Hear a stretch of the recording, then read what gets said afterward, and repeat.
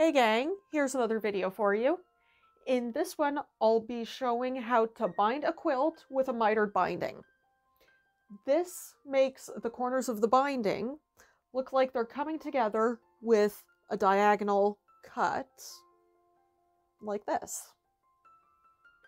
Now this was completed over the course of several months, and I had to be more aggressive with the editing, so this video is a bit choppier than my other ones. But all the information is there and everything is demonstrated. This video will be part how-to and part experiment. The way I originally learned to bind always gives me a wider binding than I intend.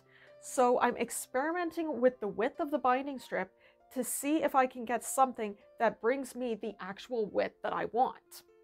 And we'll see how it turns out. I'm binding the practice quilt that I made in my last video on quilting designs for beginners. If you want to check that out, I've put a link in the description box below. This method of binding involves folding the strip once during prep and once more when you're actually sewing it down. Now that might sound a little confusing, but it'll make more sense as I show you. Because of this, I want a strip that is 4 times the width of my final binding.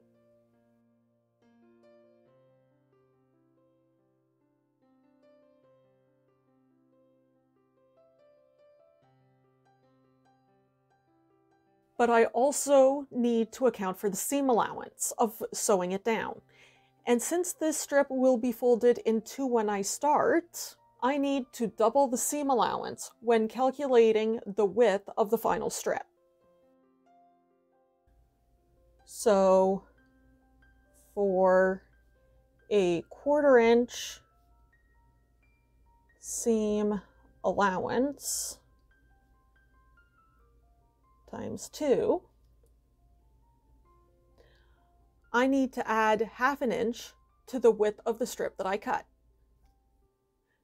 For this quilt, I want the final binding to be 1/2 inch wide. 1/2 inch times 4 is 2 inches wide, plus 1/2 inch for the seam allowance means, whoops, I need a strip that is 2.5 inches wide. Now I'll go over to my fabric and start cutting it out. This is the fabric I've chosen for my binding. It's the full width of the bolt, which is nice because I was able to line it up selvage to selvage, iron it down, and get it all nice and straight. So now I am going to start by cutting off a strip so that I'm starting with a nice straight edge. So I am going to line this up very close so I'm losing as little fabric as possible. And I'm using the fold as the mark for what I am going to line up.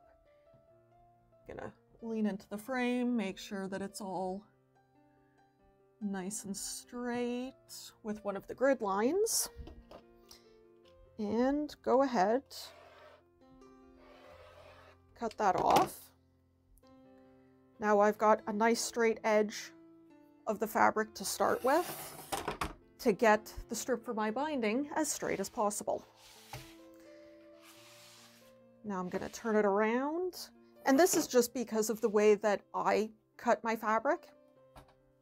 I prefer to use the grid lines on the ruler versus the grid lines on the cutting mat. So I like to have the fabric to the right so that I can overlap the ruler to the left. I mentioned earlier that by this different way that I'm using to figure out the width of the strips, I need 2.5 inch strips to get my 1/2 inch binding. And again, lining up the fold with one of the straight grid lines on the ruler, making sure everything is good to 2.5.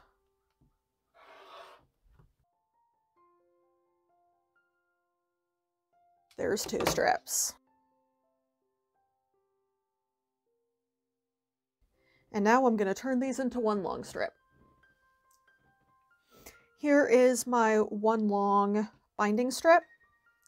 And when I was sewing the 2 strips together, because this is a directional fabric, I was careful to be sure that the writing on each strip was facing the same direction. And I pressed the seam open to try to reduce the bulk that the binding will have at that point. Next, I need to fold it in half, and I'm going to press it like that along the entire length. Get a nice crisp edge, because that fold will eventually be the edge of the binding on the front side of the quilt. Here we are at my ironing board, and I apologize for the less than ideal lighting setup. I am now going to press the fold into my strip. So just very carefully line up the edges and make sure that you've got everything straight for a small section. Maybe a little bit of finger pressing just to get it started. And then, whoop, be careful not to burn your finger. And press that seam, or I'm sorry, that fold in place. And go slow, just do a little section at a time. Be sure that you're getting it as straight as you can.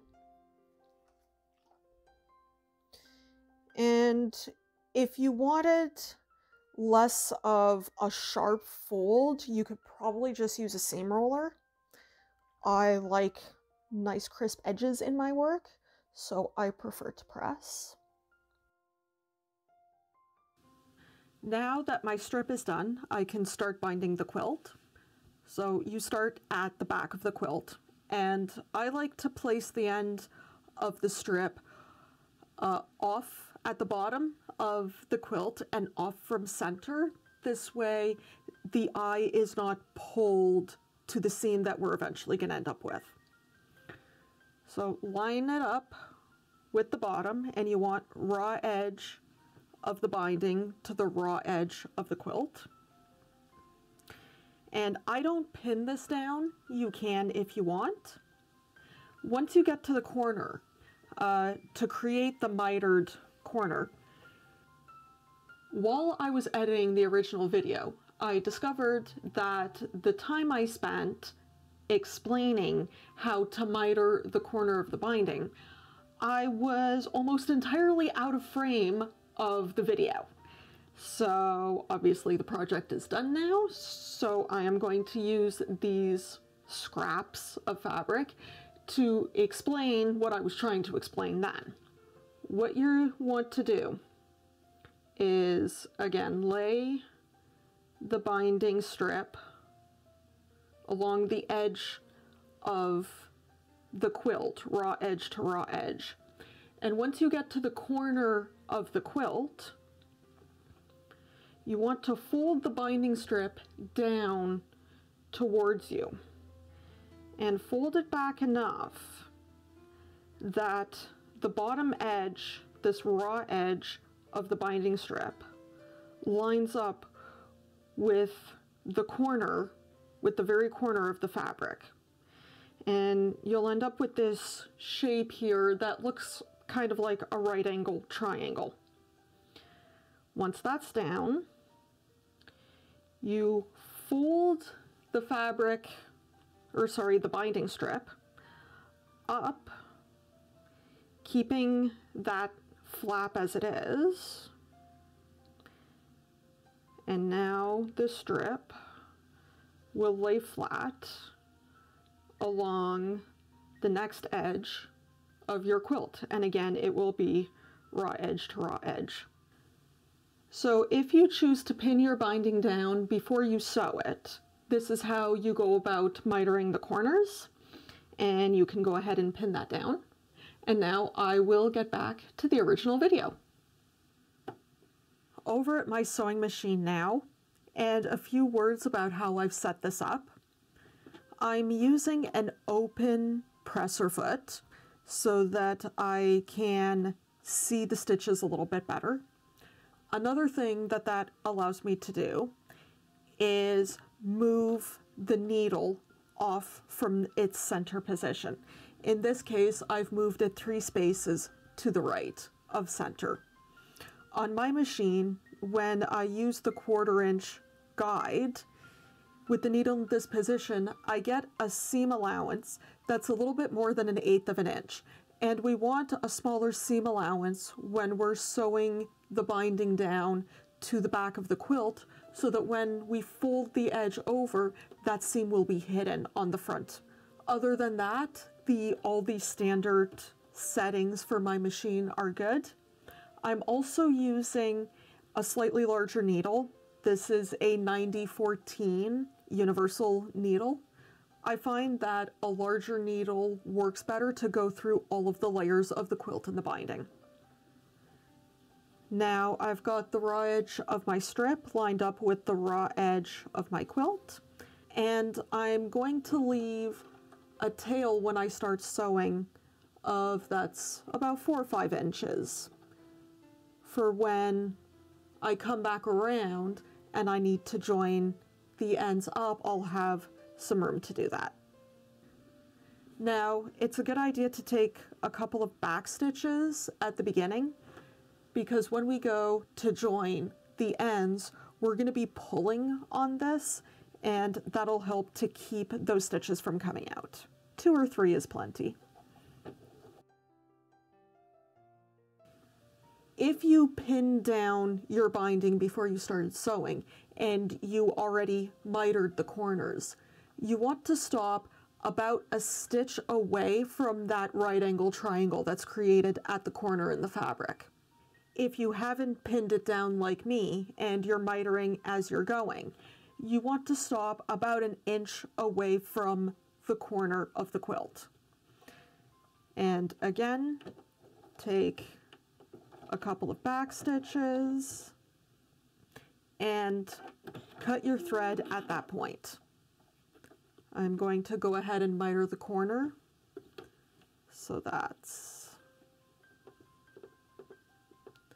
bring it up like that. See, I've got that right angle triangle going, and fold it back down along the new edge of the quilt, and then turn it around. Whoops.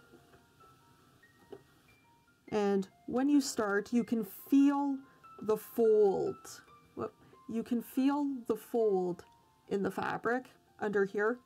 You want to start stitching just a little bit forward, about a stitch length away from that fold in the fabric. And again, a couple of back stitches. So when you're binding basically at every corner and at your ends, you want to start and end with a couple of back stitches. Now that I'm done, I have the original starting tail and the rest of my binding fabric. You want to leave an overlap of about 1 inch on either tail to give you that seam allowance to play with. Right around here is good, so I'm going to cut. This is my long tail, my ending tail. So I'm going to go ahead and cut that there. And now my beginning tail, gonna overlap it with that end. And you can measure this if you want. I kind of eyeball it. Yeah, we'll call it about there.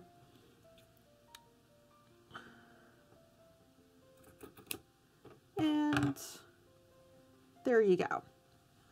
Open up your ends, and this is why you need some of that wiggle room, some of that give. All right, there we go. Now they're nice and pinned, and back over to the sewing machine.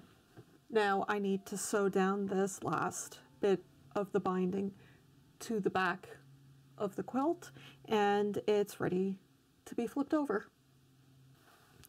So you pull it to the front and just fold it over, and it's hard to see it on camera, but this here is the line from sewing it down to the back of the quilt.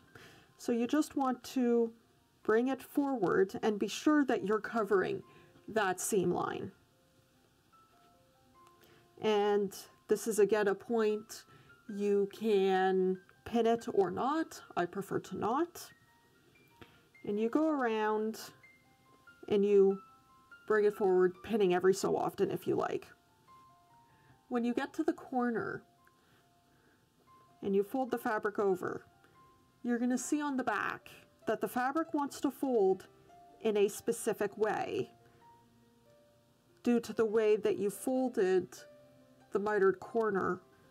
The fabric on the left wants to fold over the fabric on the right.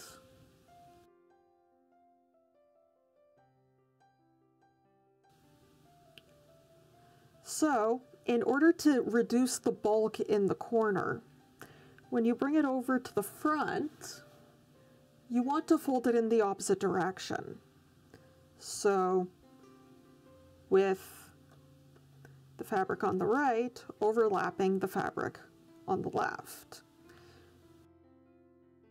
With these folds going in opposite directions like this, they're going to butt up against each other through the fabric and reduce the overall bulk at the corner. If they were going in the same direction, then we'd have all of this folded corner, so that's what,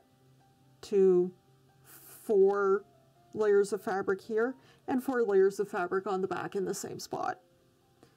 Doing it the other way, you reduce that overall bulk. Now I have folded over the edge, part of the edge to start, and when I'm sewing the front of the binding down, I use the markings on the presser foot itself to guide me, because I like to stitch really close to the edge of the binding. That way, if you stitch further down, you get with this lip that can kind of flap around, and I personally don't like that. So I get really very close. And for this, I have my needle back in the center position, and all the other settings are the default for the machine. We're going to sew this down in one continuous set of stitching. So when you eventually come back to your starting point, you're actually going to go past the starting point and into the line of stitches a little bit to secure it. So it's not necessary to backstitch. And now I'm just going to keep the edge of the binding level with the point on the presser foot I've chosen as my guide. And as I go around, I'm also using the stitch line from when I sewed down the back of the binding as my guide for where the fabric needs to be folded to. And now lift the presser foot, turn the work so that it's facing toward you again. No need for any special stitching at the corner. And you can just keep going.